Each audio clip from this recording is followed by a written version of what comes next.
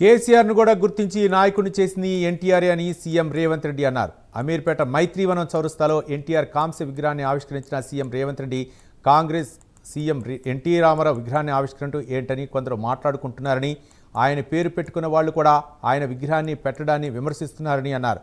కొందరి నకిలీల మాటలను పట్టించుకోవాల్సిన అవసరం లేదని సీఎం రేవంత్ రెడ్డి అన్నారు.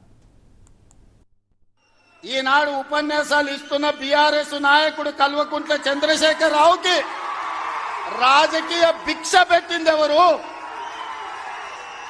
అన్న లేకుంటేనే మీరు నాయకులు అయ్యిండ్రా? అన్న నీడను బతికిన మీరు అన్నగారి గురించి తక్కువ చేసి మాట్లాడు మీకు మంచిదా? వారే కాదు, వారి పేరు పెట్టుకున్న వాళ్ళు కూడా ఈరోజు నాయకులుగా చలామణి అవుతున్నారు.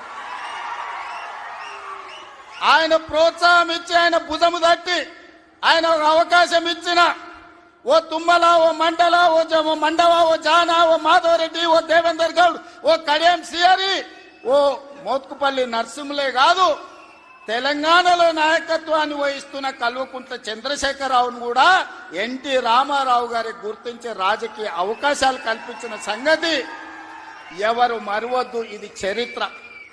ఇంకొంతమంది ఆయన పేరు మీదనే చలామణి అవుతున్నారు, కొంతమంది నకిలీలు ఎప్పుడు ఉంటారు.